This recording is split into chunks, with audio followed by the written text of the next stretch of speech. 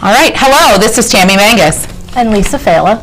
And we are here to tell you that on Tuesday, April 19th, the Monticello Central School District Board of Education voted unanimously to adopt an $84.1 million proposed budget for the 2016-2017 school year that supports programs, promotes student growth, and is below the state tax levy cap.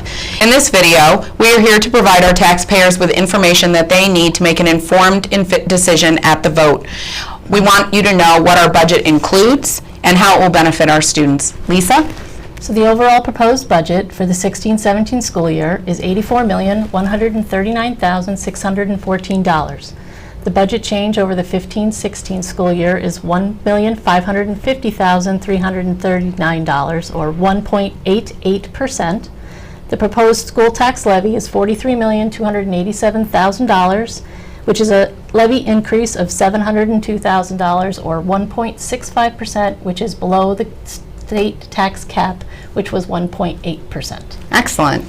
So how exactly did we develop this year's budget? Well, we went right back to our roots. We held to our realistic and responsible budgeting practice philosophy in order to ensure that each of our students has the resources and support that they need to thrive while remaining within our district's tax levy limit.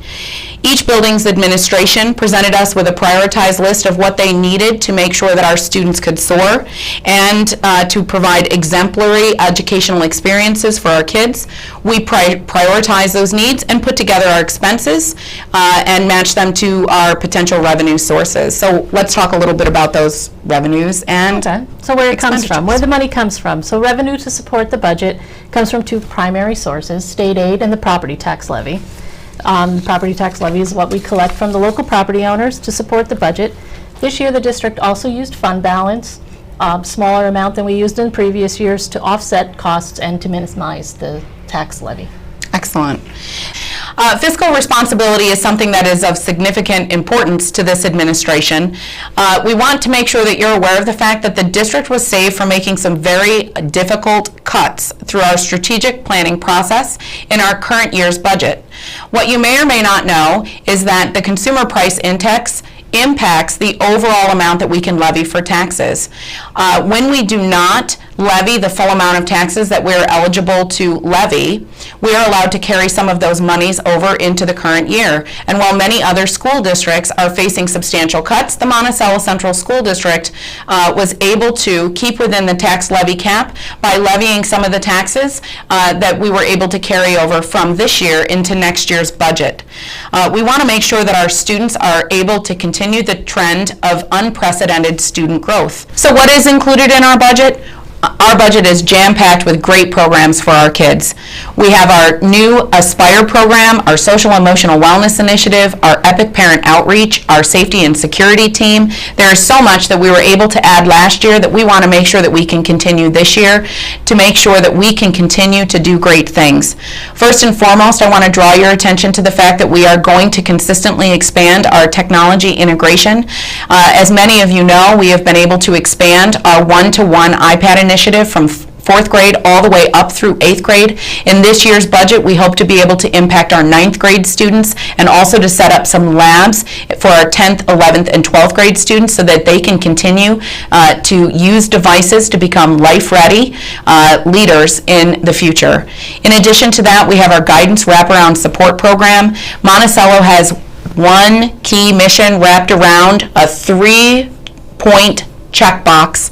We want to make sure that each of our kids walks out the door after graduation able to either, number one, enter into future learning, either a 2-year, 4-year, or technical school.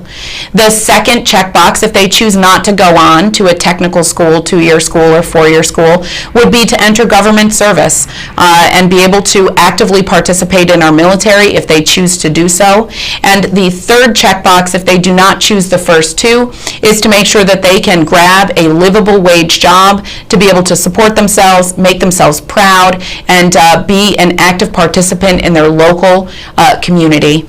And so in order to do that, we have expanded the expectations for our guidance department We have added more guidance counselors, wraparound services, presentations to our student body so that they can build skills that are important for life readiness. We certainly do not just want to prepare our kids to get a grade on a test. We want them to be able to soar in social skills, life skills, and become the amazing leaders that we know that they can be.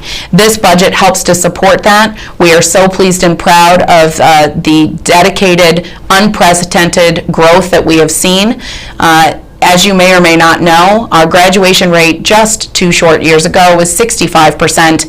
Last year we met nearly 71%, and this year we expect a graduation rate above 75%. We are so pleased and proud of the amazing things that our staff have been doing. What's next? So what's next? There'll be many public presentations of the budget throughout the community. Those dates will be posted on the website. On May 5th at 7 o'clock at the middle school cafeteria, there will be the budget hearing called the annual meeting where the budget will be presented officially to the public. And on May 17th, the budget vote and election of board members.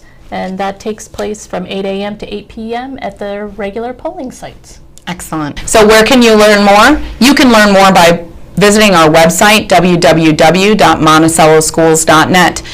At our website, you can find great stories on the amazing things that we're doing all across the district. You can also find previous budget presentations, information about our board candidates, locate the place where you need to vote, and you can click like to follow us on Facebook. Please also know if you ever have any questions or need any additional information, my phone is always on the hook for you. My door is always open. Give me a call, stop by, take care, and be well.